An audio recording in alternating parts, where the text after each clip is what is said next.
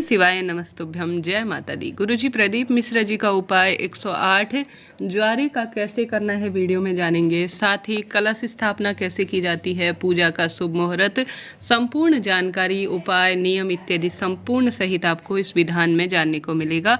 तो वीडियो के अंत तक बने रहिए। जैसे कि चैत्र नवरात्रि बहुत शुभ मानी जाती है नववर्ष प्रतिपदा के आगमन के रूप में, और यह जीवन की सब कामना सिद्ध करने में सहायक होती हैं।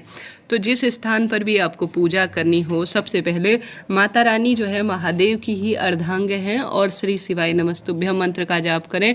जय माता दी का स्मरण करते हुए आप सभी उस स्थान को साफ स्वच्छ कर लीजिए। उस स्थान पर रंगोली बना सकते हैं, हल्दी का स्वास्तिक बना सकते हैं, फिर एक लाल या पीला पाटा या कपड़ा बिछाकर सबसे पहले अगर आपके यहाँ ज्वारे बोते हैं तो वह जो है प्रक्रिया करें। किसी भी एक बर्तन में आप सभी एक कलश स्थापना भी करना चाहें तो कर सकते हैं। बहुत इसे शुभ माना जाता है, श्रेष्ठ माना जाता है सब कार्यों की सिद्धि के लिए।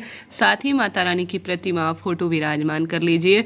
दुर्गा चालीसा या दुर्गा सप्तशती का पाठ करने के लिए एक पुस्तक इत्यादि विराजमान कर लीजिए। भक्तजनों, गुरुजी को भी आपने देखा होगा, वह हमेशा कहते हैं 2 दीपक आप सभी ले लीजिएगा। एक दीपक तो सबसे पहले पूजा में रखा जाता है, जो कि हमारी पूजा पाठ का साक्षी होता है। दूसरा अंत में प्रज्वलित किया जाता है धूप दीप के स्वरूप में। प्रथम वाला दीपक कभी भी हिलाया नहीं जाता। अब जो जल आपके पास है, सबसे पहले उससे आप जल के छींटे करें, स्वयं के ऊपर भी करें, और साथ ही जो समस्त बाजार से लाई हुई सामग्री है उस पर छींटन करें। तत्पश्चात आप सभी अपने सभी देवी देवता, अपने इष्ट कुल देवी देवता, पितृ देवताओं का स्मरण जरूर से करें।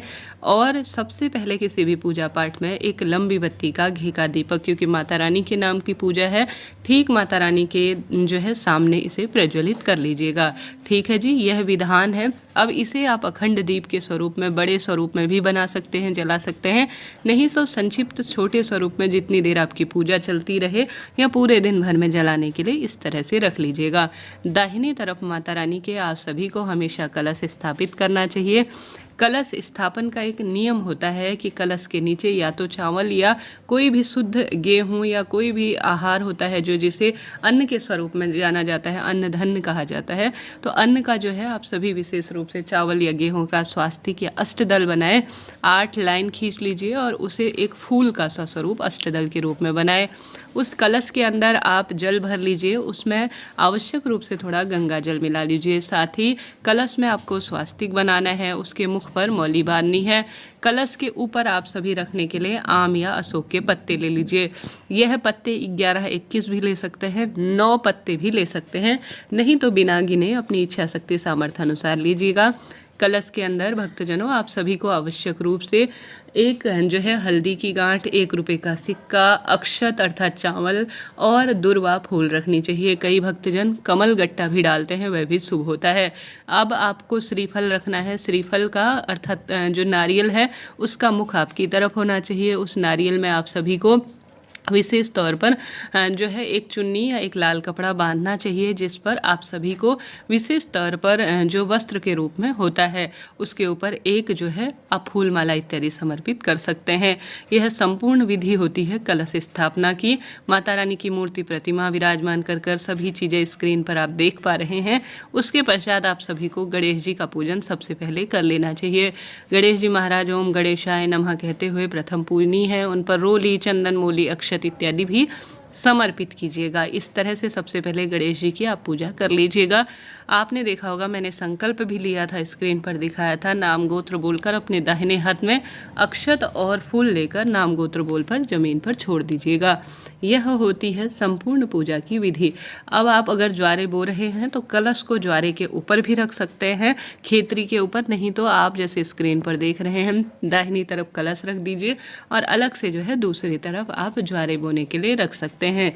यह दिन चमत्कारी हैं और बहुत लाभ देने वाले होते हैं। आप सभी गणेश जी की पूजा करने के बाद माता रानी की जो प्रतिमा फोटो है उसमें सभी में आप रोले, चंदन, मोली, अक्षत समर्पित करें, और साथ ही आवश्यक रूप से जो आपने कलश स्थापना कर रखी है उसमें भी रोली, चंदन, मोली सभी चीज़ें समर्पित करें। इसमें सभी देवी देवता, कुल देवी देवता, हमारे इष्ट पित्र आते हैं और खुशियों के भंडार भरते हैं। तो वह आपको करना है। साथ ही आपने जो खेतरी बो रखी है, अर्थात एक मिट्टी के पात्र में शुद्ध जो है मिट्टी ले रखी है और उसमें गेहूं या आप जो है जौ इनको मिक्स कर कर या सप्त धान्य को मिक्स कर कर जो है साफ स्वच्छ तरीके से जो है आपको बोना चाहिए। इसमें थोड़ा जल का छिड़काव करने से यह तुरंत उग कर आ जाते हैं। एक रात पहले आप ज्वारे अर्थात जौ और गेहूँ को भिगा लेते हैं तो और अधिक इसे शुभ माना जाता है। रोज़ थोड़ा थोड़ा इसमें साफ स्वच्छ जल समर्पित करें और धूप दीप नैवेद्य समर्पित करें। इससे जो है बहुत शुभ माना जाता है ज्वारे बोना। चाहें तो गुरुजी कहते हैं 108 आप साधारण तरीके से ज्वारे बो सकते हैं किसी भी छोटे से कटोरे इत्यादि में, परंतु ऐसा अगर ज़्यादा स्वरूप में कम से कम गुरुजी कहते हैं 108 ज्वारे अगर जो जौ के दाने होते हैं वह बोने चाहिए। इससे ज़्यादा इच्छा शक्ति सामर्थ्य आपकी है।